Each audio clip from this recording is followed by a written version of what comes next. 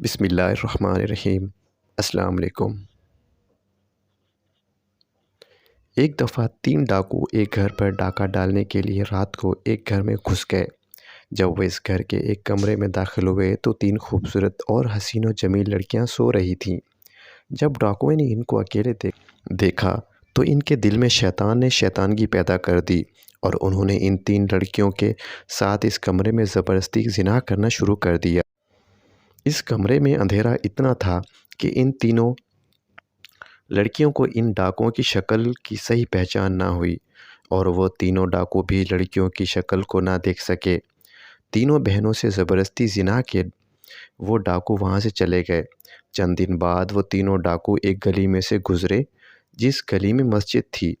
اس مسجد میں امام صاحب تقریر فرما رہے تھے کہ زنا انسان پر ایسا قرض ہے جو انسان کو ہر حالت میں ادا کرنا پڑتا ہے، لیکن اگر کوئی انسان اللہ کے دروازے پر توبہ کر لے تو اللہ تعالیٰ اس کے قرض کو زائل کر دیتا ہے، لیکن شرط یہ ہے کہ سچے دل سے توبہ کر لے۔ امام صاحب کی یہ بات ان تینوں کے دل کو جا لگی، کیونکہ وہ تینوں بھی اکلوتی بہنوں کے بھائی تھے۔ ان تینوں نے کہا کہ اگر ہماری بہنوں کسی نامحرم نے ہاتھ بھی لگایا تو ہم اس کی جان نکال دیں گے۔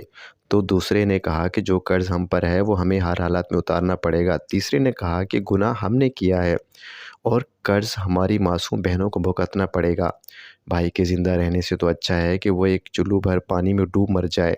اب آج تینوں کو اپنے گناہ کا احساس ہو گیا اور انہوں نے ایک دوسرے سے کہا کہ تلافی کیسے کی جائے، اور تینوں اس گلی میں پشمان ہو کر بیٹھ گئے۔ پھر ایک نے کہا کہ امام صاحب کے پاس جا کر مدد لیتے ہیں۔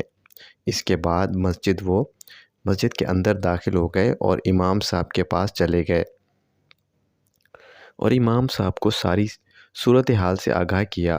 امام صاحب نے کہا، میرا رب بڑا غفور الرحیم ہے، اگر وہ معاف کرنے پر آئے تو 100 قتل کرنے والوں کو بھی معاف کر دیتا ہے، اگر پکڑنے لگے تو ایک ریشم کے دھاگے گناہ سے بھی پکڑ لیتا ہے، لیکن اگر تم سچے دل سے اس کے دروازے پر توبہ کرتے ہو تو وہ غفور الرحیم تمہیں ضرور معاف فرما دے گا۔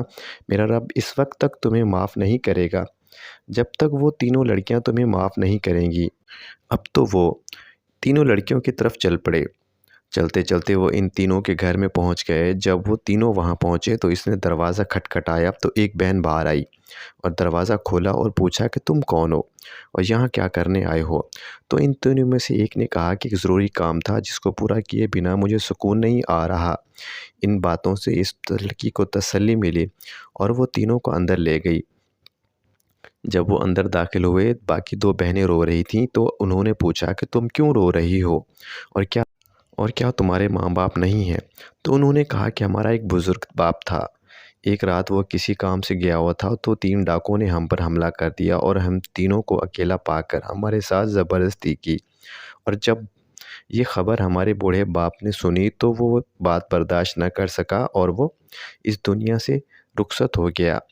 یہ کہہ کر ان تینوں میں سے ایک بولا کہ تم ان تینوں آدمیوں کو جانتی ہو جنہوں نے تمہارے ساتھ یہ ظلم کیا؟ تو ان تینوں نے کہا کہ اندھیرا کمرے میں جب انہوں نے ہم سے زبردستی زنا کیا تو ہم ان کی شکل نہیں پہچان سکیں، اگر آج وہ ہمارے سامنے آ جائیں اور ہم ان کو پہچان لیں تو ہم ان کے ٹکڑے ٹکڑے کر دیں گے اور اس کے بعد ہم اپنے پیٹ میں پلنے والے ان کے بچوں کو بھی قتل کر دیں گے، کیونکہ جن کے نامعلوم باپ کا کردار ایسا تھا تو بڑے ہو کر وہ بھی بڑے مجرم بنیں گے۔ یہ سن کر ان تینوں میں سے ایک ڈاکو نے کہا، اس رات تم سے زبردستی زنا کرنے والے ہم تینوں تھے۔ یہ سن کر ان تینوں کے پیروں تلے زمین نکل گئی اور ایک بہن نے خنجر اٹھایا اور ایک ڈاکو کے گردن پر رکھ دیا اور کہا، تمہاری وجہ سے ہم نے اپنے باپ کو کھو دیا اور ہمارے کردار کو تم نے خاک میں ملا دیا، اب تمہارا اس دنیا میں رہنے کا کوئی حق نہیں۔ تو دوسرے نے کہا کہ واقعی ہم سے بہت بڑا گناہ ہو گیا ہے، لیکن ہم اس کی تلافی کرنے کے لیے ہی تمہارے پاس آئے ہیں، اگر ہمیں اپنے گناہ پر توبہ نہ کرتے تو ہم دوبارہ اس گھر میں کیوں آتے اور اپنے گناہ کے بارے میں تم بھلا کیوں بتاتے؟ یہ سن کر اس نے کہا، تم اپنی غلطی کی اصلاح کیسے کر سکتے ہو؟ تو انہوں نے کہا، ہم تینوں نے تم بہنوں سے کہا کر لیں گے اور اس طرح ہم اپنے بچے کو ایک باپ کا نام دیں گے۔ پھر وہ لڑکیاں بھی ان کی اس بات پر رضامند ہو گئیں، ان سے شادی کرنے کے لیے تیار ہو گئیں۔ لیکن تھوڑی دیر بعد ان ڈاکوؤں میں سے ایک ڈاکو نے کہا کہ ہمیں نہیں جانتے کہ ہم کس لڑکی میں پیٹ میں بچہ پل رہا ہے۔ یہ بات سن کر سب پریشان ہو گئے۔